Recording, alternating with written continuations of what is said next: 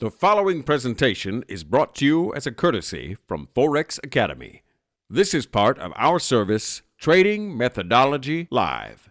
If you find it interesting and wish to be updated on new releases, please subscribe to our YouTube channel or join our community at forex.academy and receive all our services for free. Your like is also highly appreciated. Enjoy.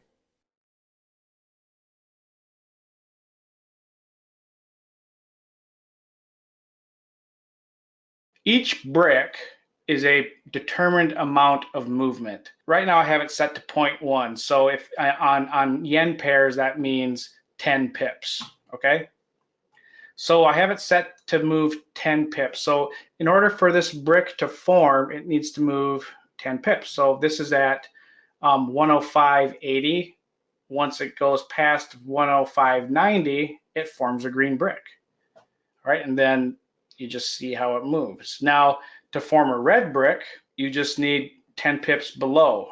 So to form a red brick, you need 10 pips of down movement. Now, the power of using Renko in your as a trading method is that you can see where markets turn very easily.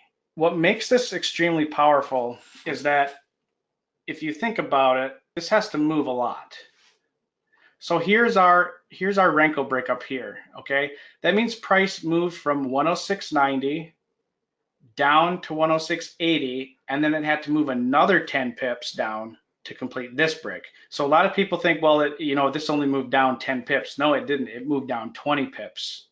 So if something moves down 20 pips like this, that's and then it forms, if it moves down 10, and then it moves down another 10 to form this red brick, that's a very good sign that you will have a continuation of that move.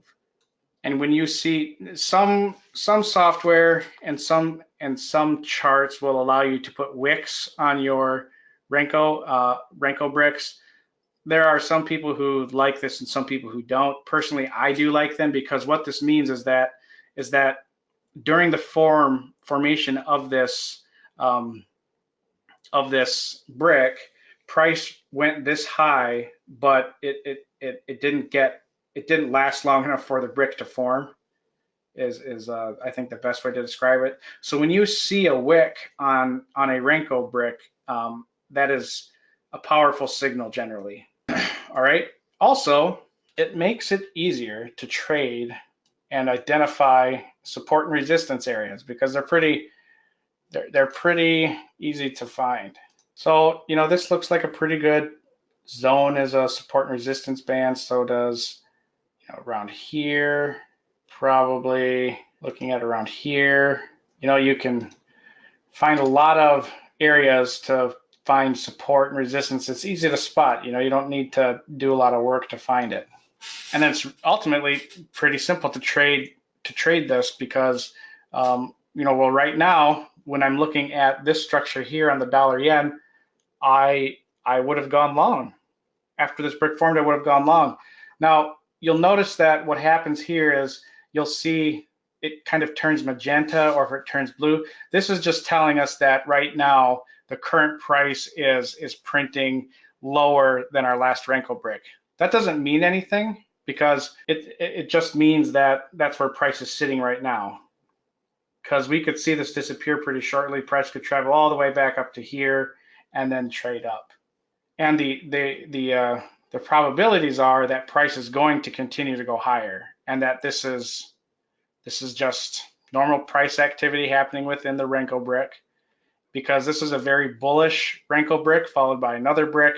And for right now, there is I guess we do have a little resistance up here, but really we have a good bias for higher prices looking at this.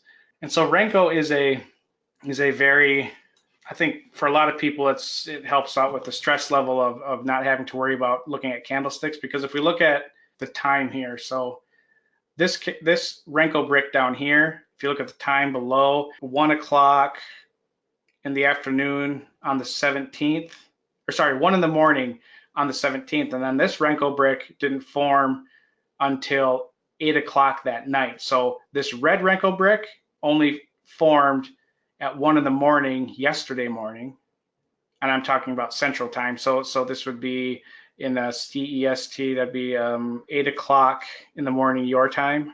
And then it didn't form again another brick, the one next to it. It took 19 hours to complete this one.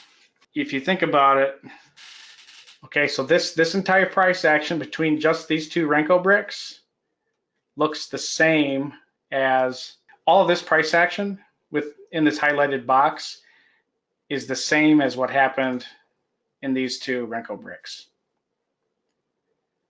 And so for a lot of traders, this kind of a setup helps you avoid the noise and the anxiety of looking at a candlestick. Because I think for a lot of new traders, you get excited and then you look at these candlesticks and they're moving up and down, and you know, you get anxious and worried about what is price doing? Is it going to go higher? Oh my gosh, this candlestick is not, this is a bullish engulfing candlestick, but price is reversing and going down. It's not supposed to happen.